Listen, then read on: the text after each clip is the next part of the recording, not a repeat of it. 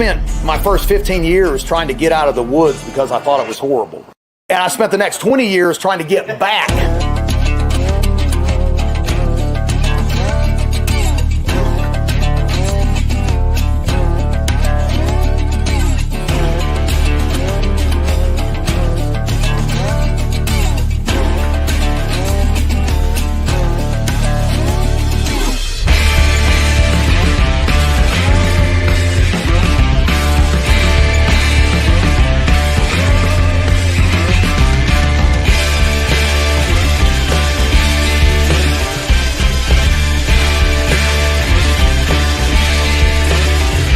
The truth of the matter is we need to be well-rounded individuals like our forefathers were.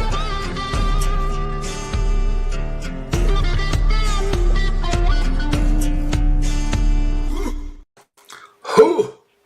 And it's another Monday, y'all.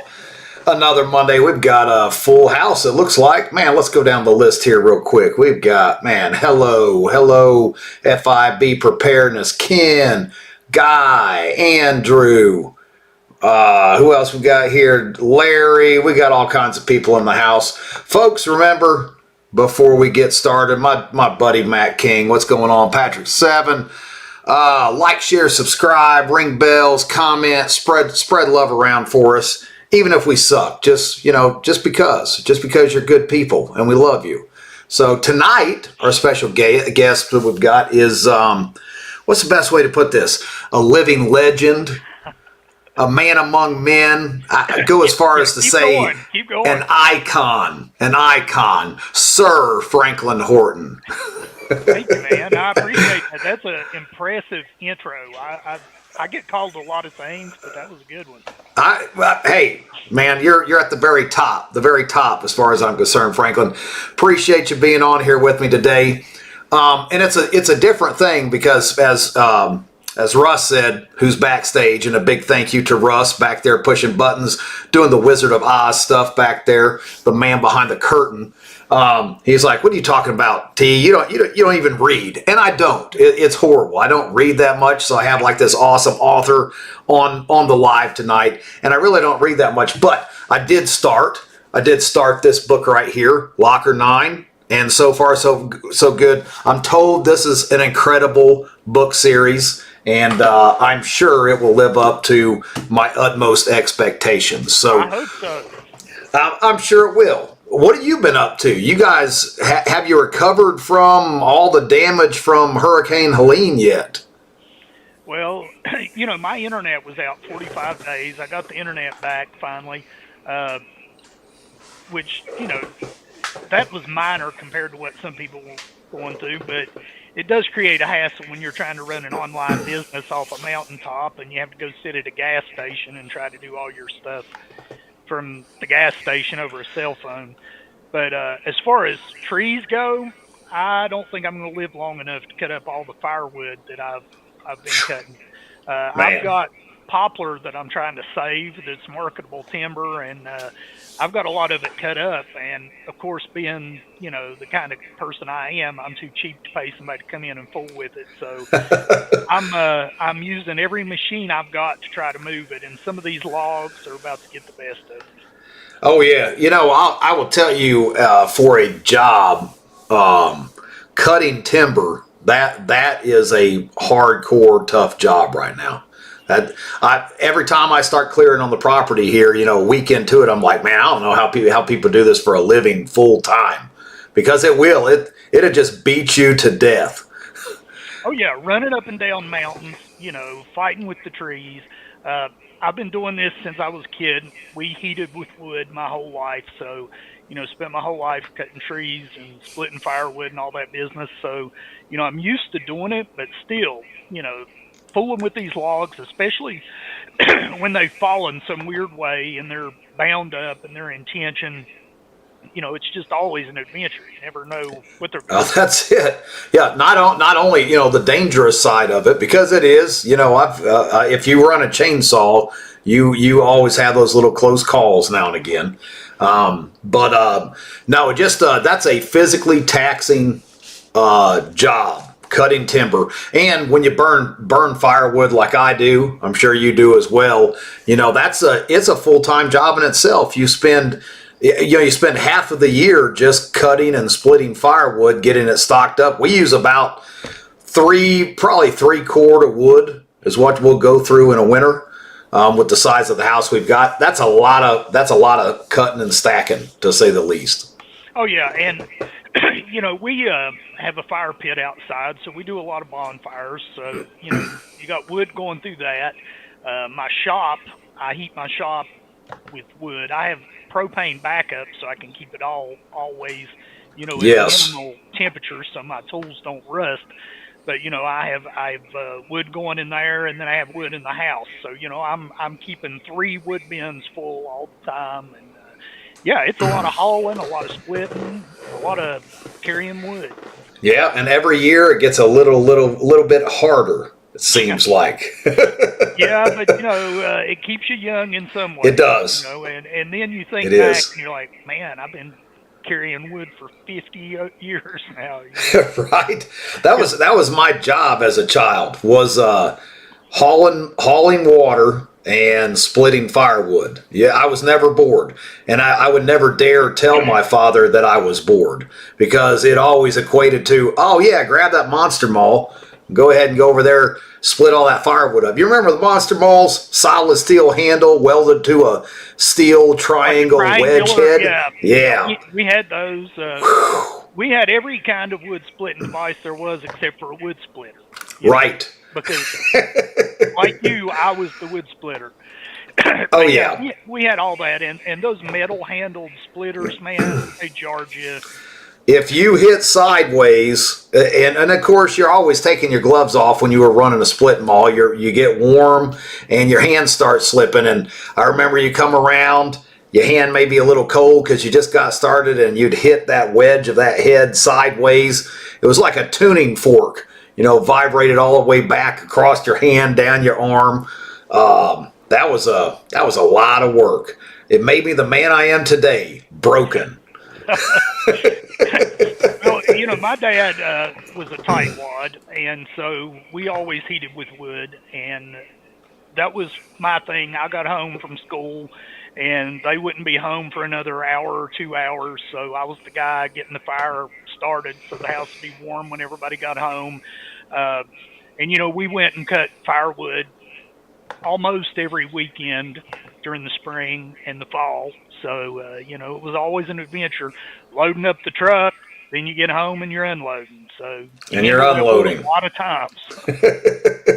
There is no doubt. We also cut timber for money, for profit as well. And I remember cutting pine, and your hands would just be covered in sap, you know, just be pitch black from all that pine tar.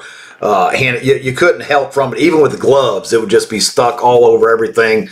You just got it all over yourself. But it was good times, and to reflect back on, and makes us who we are today, for sure. But man, we are loaded down with people. There's Tom Bryce. Tom, what's going on, brother?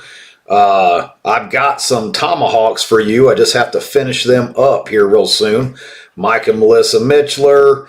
Got a lot of people on here for you, Franklin. Of course, being the icon you are, that's how that goes. Got a lot of friends out there. I appreciate them showing up. No doubt. And there is Joey. What's going on, Joey? Good to see you.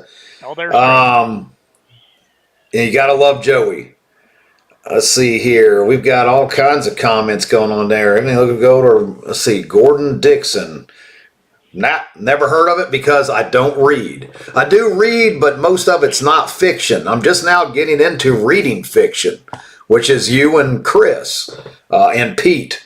So I'm trying my hand at this whole fiction thing. You know, before it was like, you know, Mother Earth News. I read a bunch of Mother Earth News stuff and things. Now I have read. You wrote for. There were some magazines that you wrote articles in. There was a survival magazine. What was it? It wasn't articles that I wrote for them. It was they did reviews of my books about the survival aspects of it. When I was a kid, like I was one of those kids who always wanted to be a writer. So when I was a kid, I was submitting articles to magazines, but they never got picked up. So I'm getting my revenge now. You know? Right on. Right on. Well, I tell you, yeah, no, Matt, I do not like cutting trees. Well, I do. I do like cutting trees, but it's like, and you can relate to this too, Franklin, because I was looking through your list. I knew you were a Renaissance man and you just done all kinds of stuff throughout your life, but I did not realize some of the jobs that you've held over your life of career. And so I wrote some of those down to talk about. But you were also a general contractor and a carpenter, which I myself, the same thing, general contractor, carpenter. And I look at tree cutting the same way as I look at doing a roof job. Like, it's cool for the first couple days, and then I'm over it. You know, I had a job working for a mental health agency back in the early 90s, but I was doing carpentry and some, you know, poor quality construction on the side, but I wanted to learn how to do it better. Right. So I quit, and I moved to Michigan, and I worked for a commercial and residential construction company up there for 3 years. So, you know, I built houses, I did commercial remodeling, learned all that stuff, worked outside in some absolutely cold, horrible weather. And when I came back to Virginia, I got my contractor's license. So when my books came out, I didn't want to carry my contractor's license and the insurance that Virginia required you to have anymore, so I let it go. But I had my Class A probably for 25 years. Nice. Yeah, I'm back to doing construction again. So doing a little construction, making knives. I'm trying to be like you writers, you know, just where you kind of just do whatever you want to. You guys are my idols, is what it is. You know, I'll see you on Instagram and you're like sitting on the hill with the sunshine behind you, drinking a margarita, you know, in the middle. That's how I was like, wow, that's where it's at right there. That is where it's at.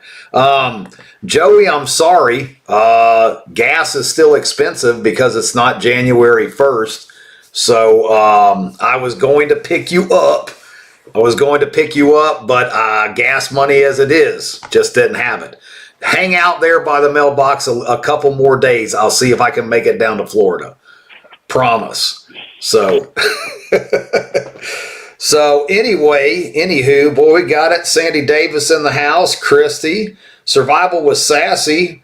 That's a heck of a young lady instructor right there. Did you get to meet? Yeah, man. Awesome stuff right there. Let's see. Use my Warhammer. See here. Matt King says I use my Warhammer on some firewood. Man, that is awesome, dude. Hopefully it held together, because otherwise I also suck at making knives. So, but I'm sure it did. I'm sure it held together. So Joey's got a question for us. Hey, Franklin, how did you escape again? If she had her way, she would keep me locked in her basement so I could write 24 hours a day, and if I fell asleep, she'd come poke me with a stick. Right. Slide some food under the door, stuff like that. Man, it's ate up. We've got, let's see here, Hawaii Volcano Squad. Man, we've got, Hawaii Volcano Squad. He says he is 3,600 feet in Volcano, Hawaii. I'm not sure where I'm at. What's your elevation there up on the hill, Franklin? I'm at, 32. Yeah, I think I'm about 3,000 on the back of the property. Down here, not so much. But of course, I'm not in Hawaii either, so the weather is not quite as cool. We actually got cold here. I don't know about you guys, man, but it warmed up today and the other day, but a couple days ago it was like 15 degrees. I didn't even think I was in North Carolina anymore. Yeah, we're supposed to have, I think, 65 tomorrow and then snow Wednesday. So, damn. You never know what's going to happen. You never can tell. So Patrick says, Franklin Horton, where is the best place for me to get your books? I'm looking them up now. I found them on Amazon, but wasn't sure if I could get it there or if you had a website. Please and thank you. Amazon is the best place, or you can get the audio on Audible. I sell some signed copies on my website, but I can't offer free shipping like Amazon does. So Amazon's a good place to start. Nothing wrong with that. Good old Amazon. I heard they were, no, that was Prime. Amazon Prime class action lawsuit. Did you see that? No. Yeah, class action lawsuit, like 5 different areas for not meeting their 2-day delivery dates. They had there's like 5 different things. So I'm a Prime member. Maybe I'll get a little cash back, here in the next, good. a little refund. Why not? Yeah, Why not? 3 year of Prime. That'd be perfect. Yeah, give me that and we'll call it even. So, Mr. Paul Christopher, what's going on, brother? See, you guys have been running back and forth heaters there to Appalachia, helping people out. Good job, as always, on all that stuff. I know everybody appreciates what you guys are doing out there. And then, of course, this guy here, I even know why I threw him up there. You know who that guy is. Yeah. Oh, yeah. And then, of course, Joey. For such a small stature, she's a heap of trouble. She is. There's no doubt about it. 10 foot of trouble in a 3-foot body. That's a great way of putting it. Oh, absolutely. So let's talk about, man. I'm gonna let Russ take over the comments, guys. You guys are awesome. But I can't keep up with you, and I have a 1-track mind. I can't do 2 things at the same time. It's sad. Oh yeah, but I will throw this up here. That's right. You can always get your books at Mountain Readiness signed. Absolutely. So bring your That's books. What Tom did. Exactly. Thank you, Tom. Man, you were a gentleman and a scholar. That guy right there. Absolutely. So I want to delve into the Franklin Horton from the start. Because I've not heard anything talked really delved into, back before you were this national treasure, this iconic man. I see stuff on here, of course, radio announcer. That's a cool job. But I see delivery driver, a hotel clerk. I got to know how that went down. I mean, hotel clerk. I had a free place to stay at the beach one summer at Nag's Head, and I needed money for eating and drinking, but I had, a free place to live, so I would get a job and I would stay there, till it got boring, and then I would quit and do something else. The hotel desk clerk job was exactly that kind of thing. I was just there to check people in at night, but the problem was I was working that night shift, and I came on, so you would get all the freaks who wandered into the hotel in the middle of the night. And by the next day, I was too tired to enjoy the beach, which was the whole point of being there. So that job lasted about 5 days, and that was it. 5-day long job. Yeah. I had a bunch of jobs like that. I had, I worked as almost I would say it could be like a country song. I worked at a shirt factory in Arkansas. A roofer in this city, it's just like a bad country song, all these different jobs. Burger King. I worked at Burger King for like 3 hours. I made it 3 hours. And then they told me I had to mop the floor. And so I started mopping the floor, and the guy said, no, you're not mopping right. You have to make a hot, dry mop. I said, what are you talking about, man? A hot, dry mop? What is that? Do you know what a hot, dry mop is? Because I don't. No, I don't.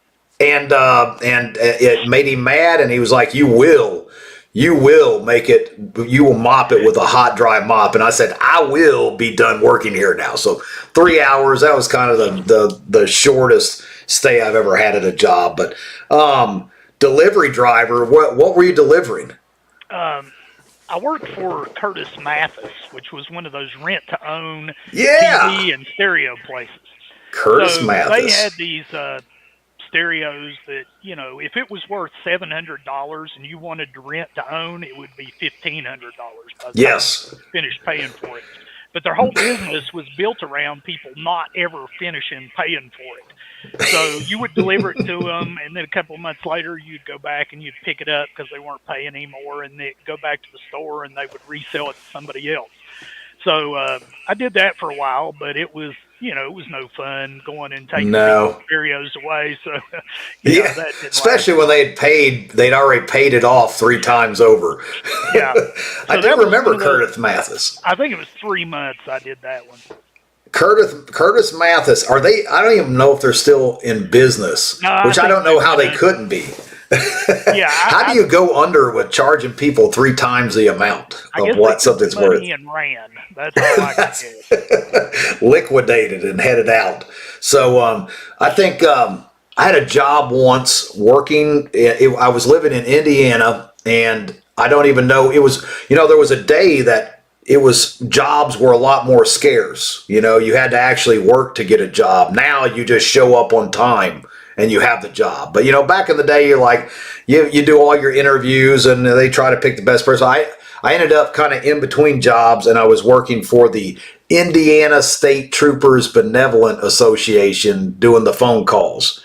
And I will tell you, that was the worst job I've ever had. I got the same list of 200 people every morning that I just called the prior day.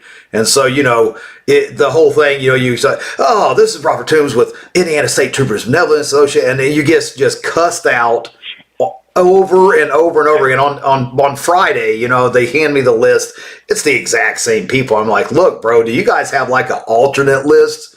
A list of somebody that I've not been cussed out at, and they never did. So that was it on that one too. That was a horrible job, to say the least. That was a complete. Horrible jobs is that they make you appreciate a better job when you get it. Because I remember one of my career low points was when I was working construction in Michigan. We were working in this real fancy neighborhood, and the people didn't want heavy equipment in their yards. So we had to dig the footers 54 inches deep in this particular part of the state. So they wanted us to dig them all by hand. So I remember being in this trench up to my neck in the winter, in the snow, digging these footers with a pick and a shovel because they didn't want heavy equipment in their yard. That's it. Yeah, so you had these rich people watching you out the window with their mugs of hot chocolate, and you're out there in this hole freezing to death.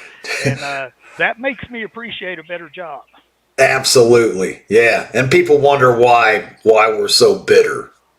That's why. Yeah. That's why. Shove your hot chocolate, you stuffed shirt bastards. Yeah. So, let's see, what's Richard? Drag that bird fellow with you to mountain readiness. Hey, are you going to actually make it, Richard? Hopefully you make it this time. We'd love to see you in May. Hopefully you're doing good too. I know you was under the weather there for a little bit, but hopefully you're back to the land of the living. Let's see, I think he needs to bring Lloyd to mountain readiness and play his banjo and bring some moonshine. I'll second that. I'm working on that. Man, that sounds like a good time. Both of it. Banjo, yeah. And see, Lloyd used to play there when they had the fiddlers. The fiddle? Oh, did he? Oh, yeah, man. The first time I was there at the Van Wyck Farms was with him when he was playing the convention. And Small world. Back in the 90s, I guess, early 90s. Yeah. Man, that would be awesome. I would love to see. I've been looking for a good bluegrass band. I just haven't found one. You would think in Appalachia you'd be able to find a good bluegrass band, but so much for that. I might know a guy. So. Well, hey, let me know, because I would love to have them and get them out there playing for one night. Would be a good time, I think. I love bluegrass music myself. I like that new grass music too. They kind of blend the new with the old, and throw a banjo with AC/DC Thunderstruck. I'm down with that. I can do all kinds. I can work with that. So, what are you saying, Matt? Let's see here. T, come work a desk with me any day. Not that I am scared of a desk. I'm not, but my midsection is. And now that I've gotten away from the desk, I have lost a little bit of weight. So I don't know if I want to go back to that route, to be completely honest. So starred comments. Where are my starred comments? Where are my starred comments at? I don't know. I don't know how to use this thing. Usually, let's see, comments. Nope. I don't know. Can't find them right now. I'll look back through and see if I can find them. What is, see, Savage Hunter. Right here. Hope I can make it in May. A few of us, TJ, Bear, Patreon, we're talking about who all was going. Hey, man, hope you guys can come. And, of course, TJ is going to be here, Bear Independent. We're actually tossing around doing a benefit dinner, kind of a super elegant. I don't know. I'm sure all of you Bear Independent fans saw TJ in his suit. And I was talking to TJ. And I said, hey, man, let's do a benefit dinner for Caleb House, but make it like real swanky on Saturday night and do like, have the waiters and the cocktails, the whole bit. And what it basically come down to is I told him he has to wear a tuxedo again. He was like, oh, man, I don't know. I'm like, yeah, we're going to stick you in a tuxedo. It's going to be a good time. So that's happening. We're going to do a fancy little dinner. Saturday night, I think, is what we're planning on.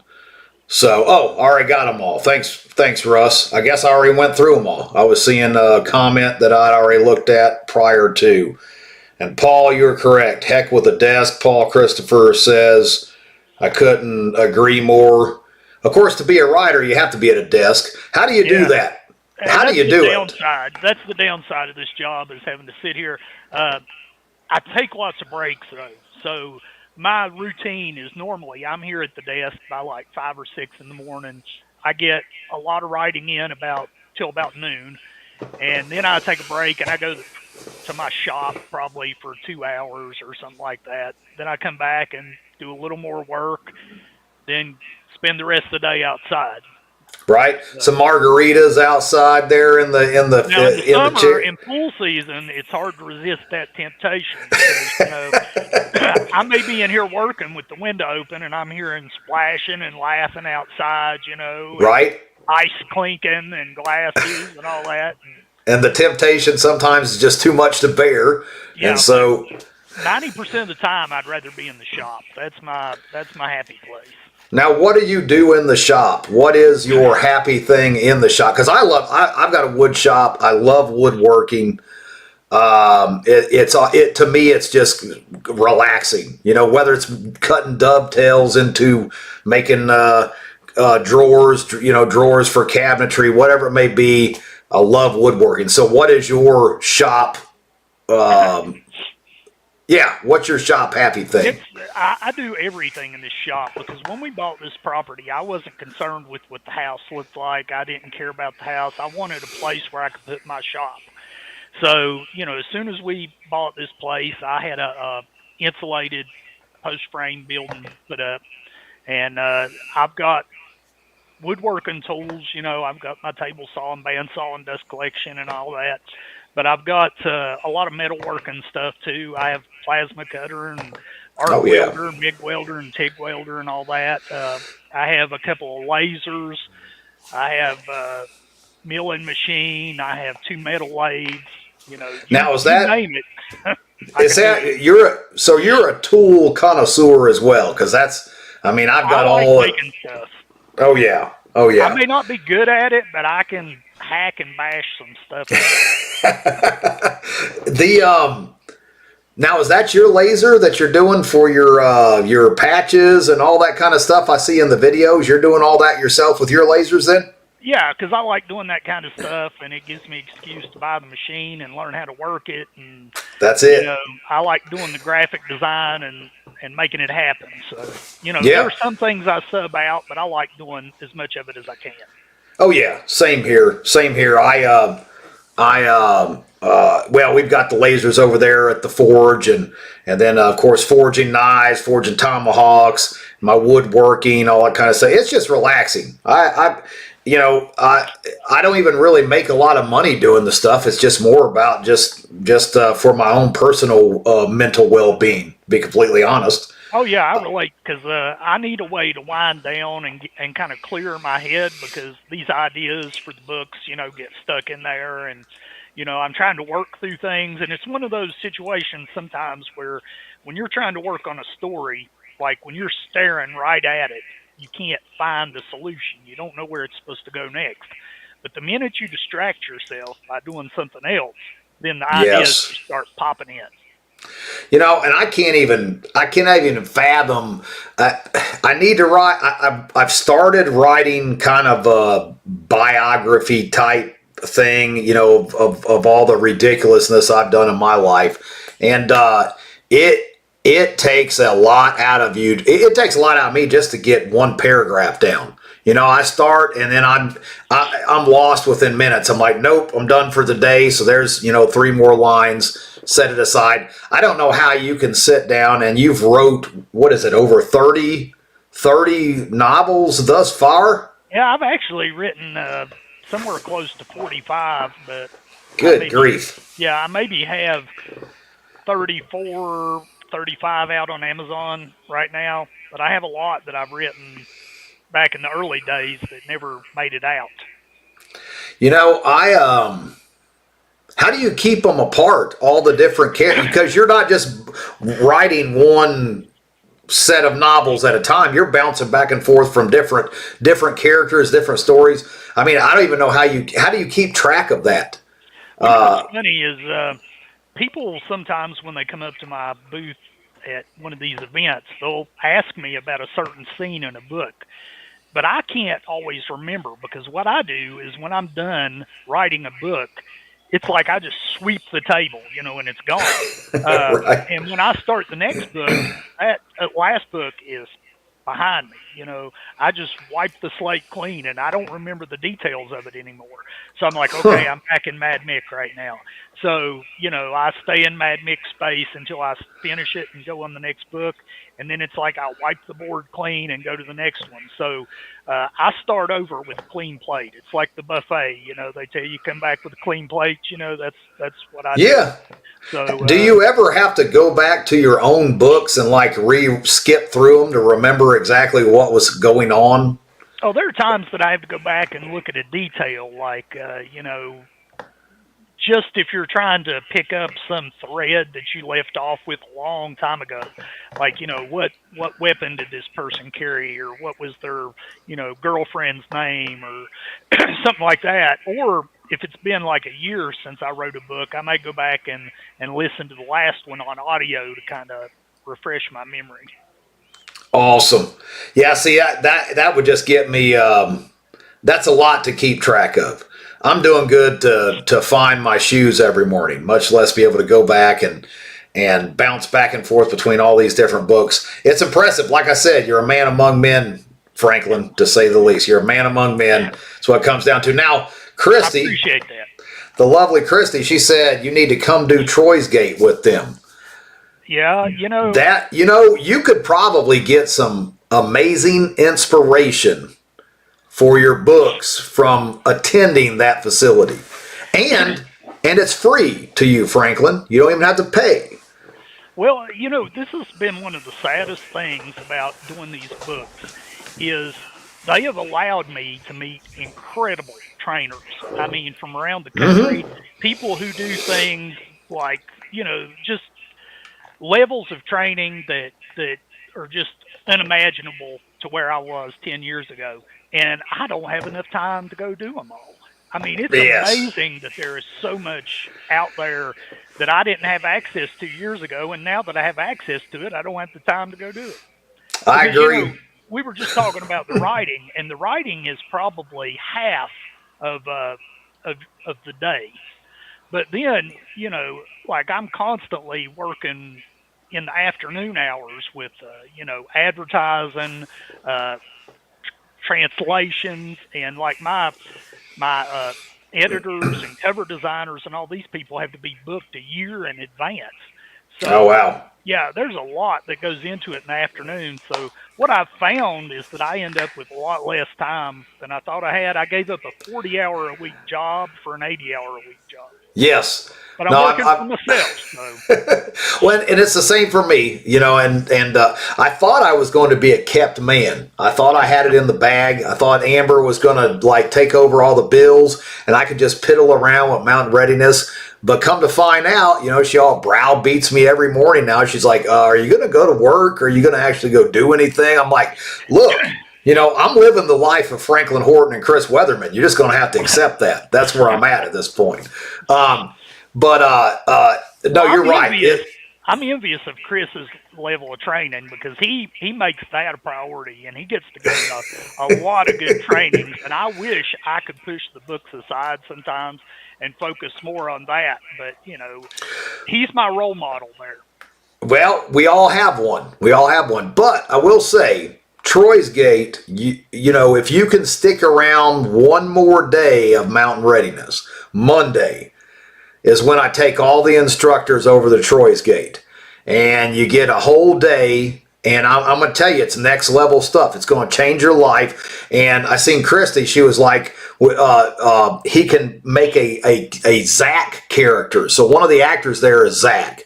And I'm going to tell you, the way you and Chris always talked about pulling dibs for a character, this guy here, you're going to be like, oh my gosh, this is the one. Like, I need to write about this guy is becoming one of my characters. So try to put Monday on the books. Just one more day. We'll take you over there. I guarantee you at the end of that day, you're going to be impressed. And you're probably going to have a couple more characters for books up and coming. Okay, I just made a note. I'm adding it to my calendar. Perfect. There you have it, Christy. Franklin will be over there Monday. Good job, Christy. So, and I'll just throw this up here. Look here, Savage Hunger. If you want to, let's see, I don't even have a tie, suit jacket, or slacks. You said something about camo shorts and a bow tie. If you roll up with camo shorts and a bow tie, I'll call that good enough. We'll call that dress to the hilt. I'll let you in just for that. We got private chat over here. Yeah, buddy. Russ said, living large, stringing up Christmas lights. You know, I got people paying me $75 to $100 an hour to hang Christmas lights, Franklin. I'm impressed. Like, I didn't even know it was a thing. I went and did some Christmas lights for some people. And they were like, do you have a ladder? I'm like, yeah, I've got, you know, a lot of ladders. You know, I've got scaffolding, brick mason, you know, I mean, you name it. Masonry, scaffolding, walk boards, planks. And they're like, we need to put Christmas lights up. I'm like, well, cool. You know, I'll come over and do it. So you know, it was 30 foot up into a gable end, but it's those Govee sticky on, you know, you just clean it off with some alcohol and they stick on, you know, 3M. And so I put them up. That was like, you know, like $150 there. The next thing, the whole cul-de-sac. I'm doing Christmas lights for the entire cul-de-sac of this, and I'm still not done. I still have more Christmas lights to do. I was like, this is where it's at. You know, go hang some Christmas lights for an hour. Then I come home. You know, Amber, she's like, I thought you were going to work. I did. I worked for an hour. You know, and that's it. Now I'm home. You took the words right out of my mouth. Ladder, because it's like chainsaws. Chainsaws to a lot of people are a lost art. There are a lot of people that don't know how to run a chainsaw. There are a lot of people that do not understand how to safely climb a ladder. And it seems a basic thing to so many people. But there are a lot of people that not only do they not own one, if you put one in front of them, they're not going to have any idea how to extend it, how to set it, or how to climb it. Oh, yeah. It's insane. And, well, that's where we are at as a civilization, though, is what's sad. You know, we've gotten to the point that no one, you know, that's the point of self-sufficiency, right? Being able to do, doesn't mean you have to do everything yourself, but you should at least know how, at least have a good idea of how. And if you don't know how to do it, you can go out there into the garage and you can figure it out. You can get your way through it, but no one puts hands on anymore. They're like, oh no, yeah. Hire somebody to put these Christmas lights up and hire the person to do brakes on my car and hire the, you know, and the next thing you know, no one does anything for themselves. Well, I grew up in an area where people were poor and proud, and they would rather do things themselves but in a lot of cases they couldn't afford to. And you probably remember the days when people would put up a log tripod beside the road and a chain hoist and change an engine on a Shoot, Saturday. yeah. And that's the kind of thing that people used to do because they didn't mind digging in. They're like, okay, I might not know how to do it, but I'm going to figure it out. And people are scared to dive in. It's like, even as a contractor, you probably saw that business of making the first hole in the wall is the toughest thing for people. Oh, yeah. They just can't bring themselves to do it. So when they were standing there watching me on a job, the first thing I would always do is punch a hole in the wall, because then they would leave. They're like, oh, I can't watch this. So, it's taking that first step and being willing to say, okay, I may not know exactly what I'm doing here, but I can figure it out, and be willing to try to figure it out. Necessity, the mother of invention, and being broke is a great motivator. That's another thing. Back in the day when I was young, I still change my oil now and again, not as much, but I still do. But 20 years ago, I didn't hire anything out. You couldn't afford it. You were just still raising families and paying bills and all this stuff, and so you had to do it, or it just didn't get done.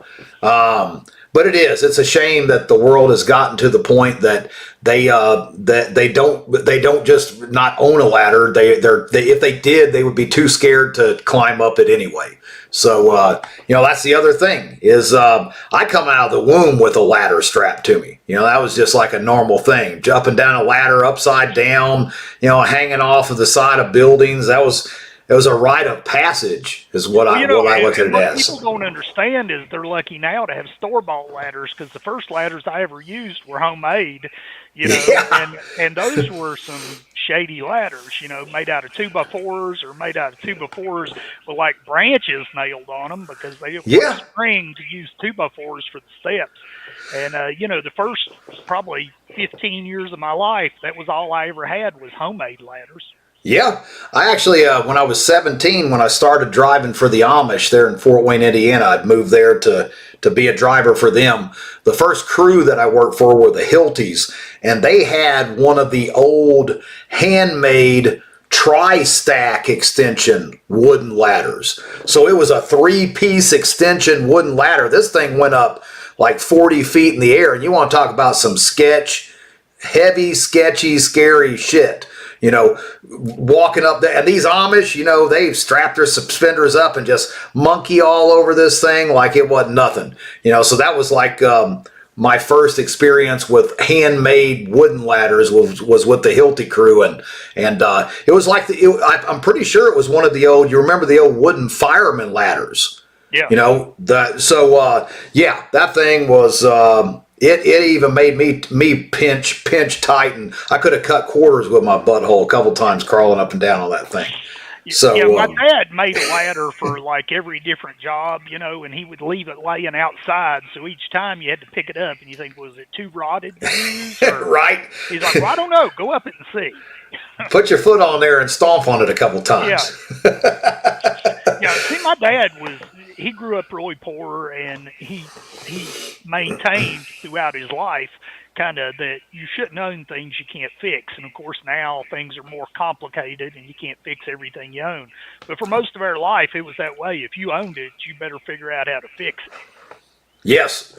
No, that's it. And with you, we're talking about with tools too, is you never bought a tool that you couldn't constitute buying, and it didn't pay for itself. Like everything I own, it's paid for itself, tenfold over the years.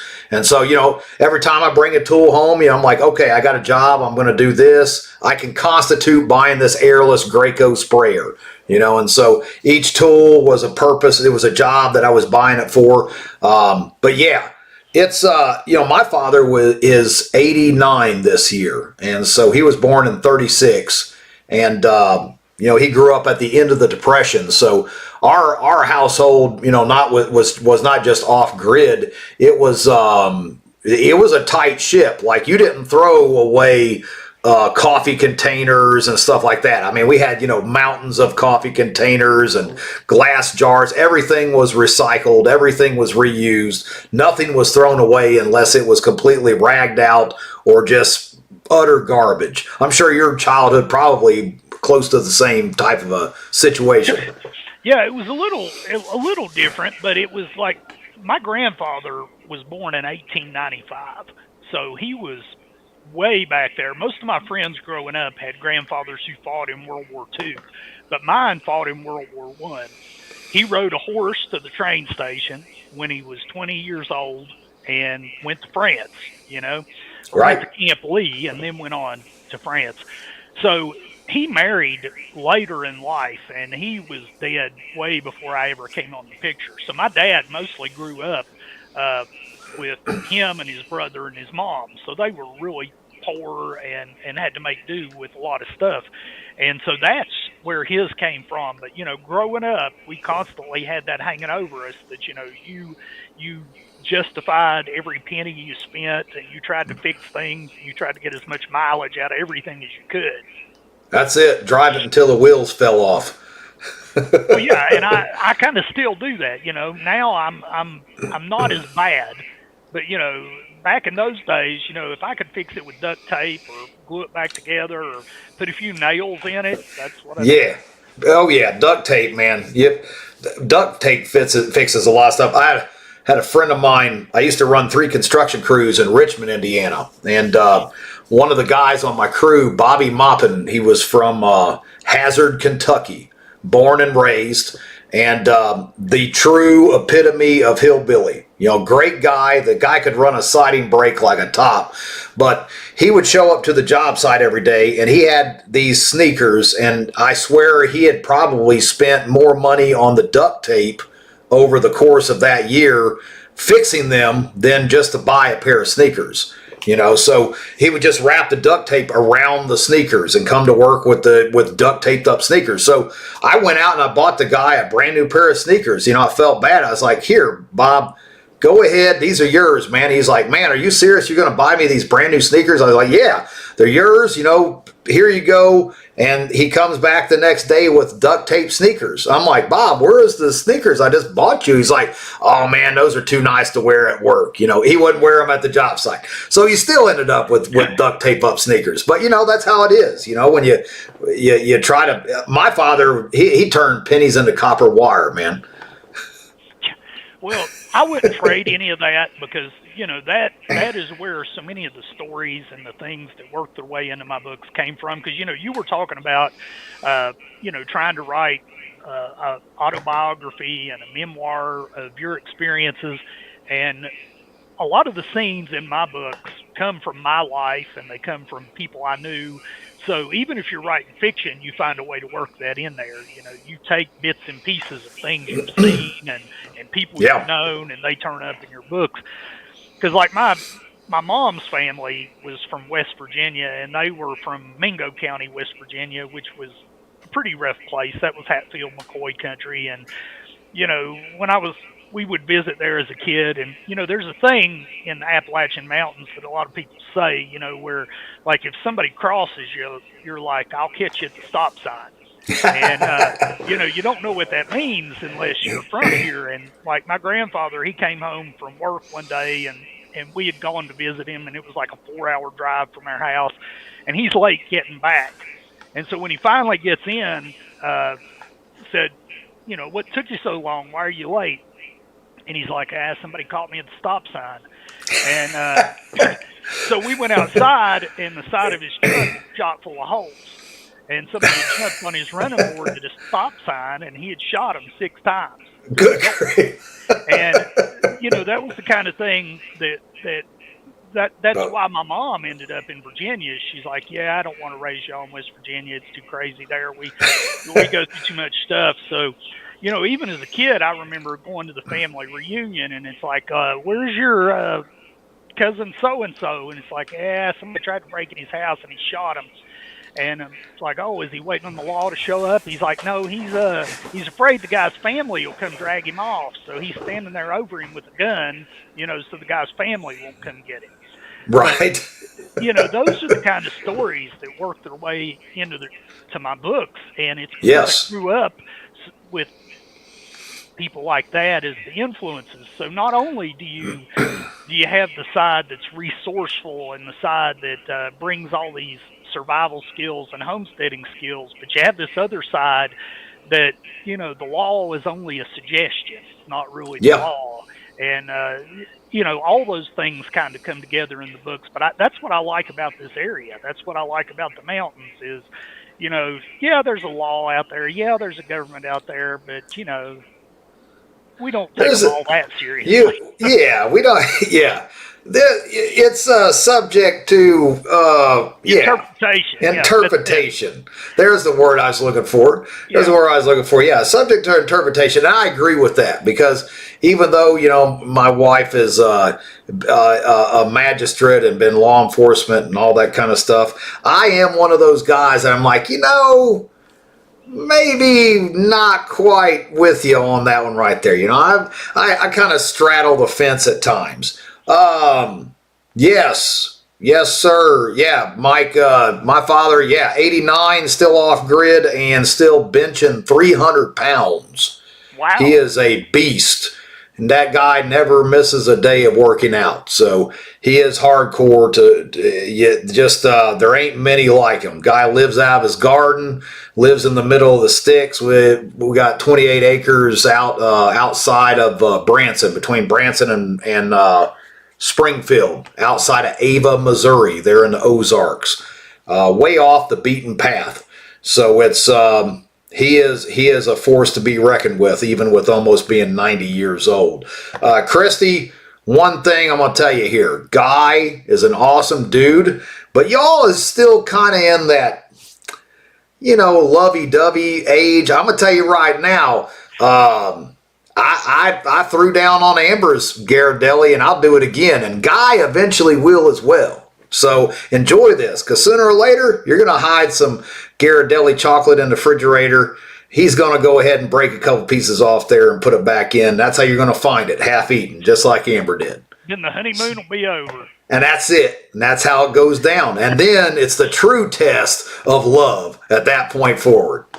So you've got a new book that is coming out, and I think we have a really cool clip of that book that Mr. Pete Robertucci threw together. So you want to roll that thing there, Mr. Russ? From the best-selling author Franklin Horton comes this new installment in his borrowed world, Locker 9, Mad Mick Universe. Willie grew up outside of Damascus, Virginia, and life was never easy for her.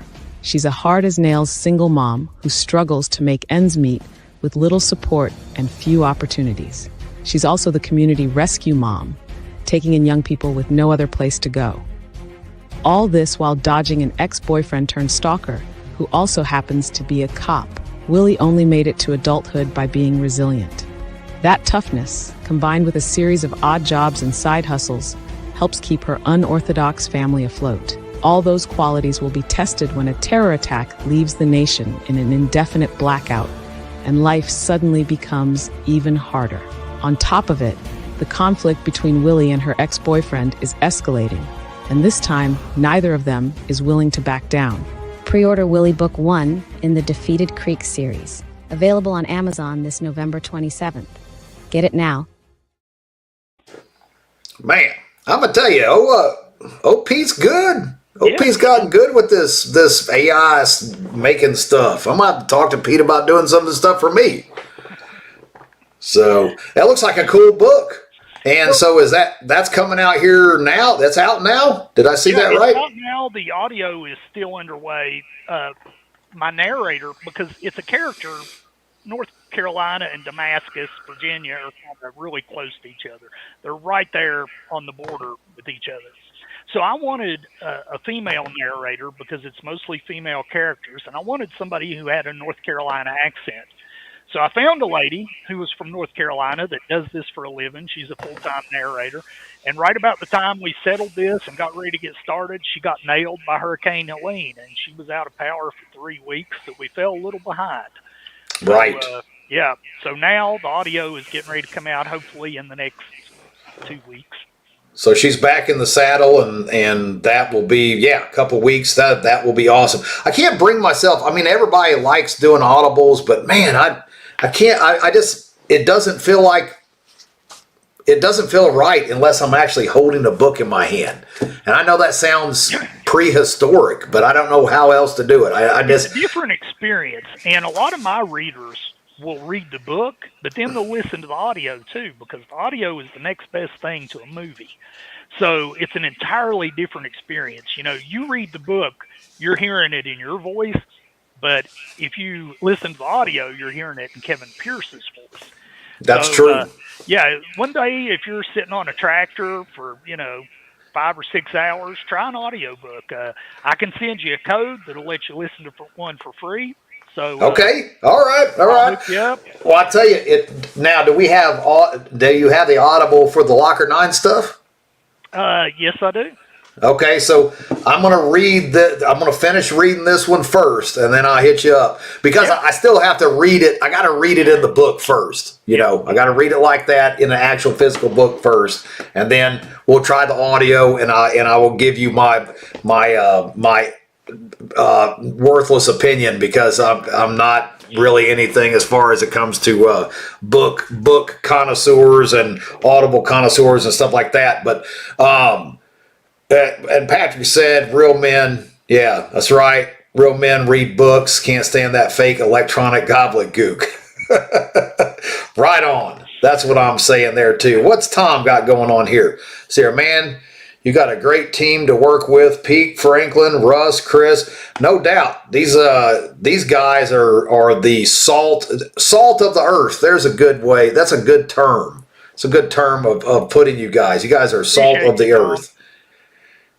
Absolutely, Tom. I couldn't agree more. So, what is with where we are at in I'm not even going to get into politics. We only got like 4 minutes left.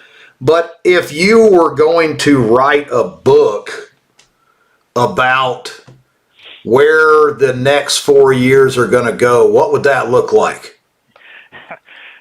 It's hard to say because for a while, I thought we could see out far enough that we could kind of guess what kind of things were happening. But these days, you get up and every day is something new, and it's hard to even imagine.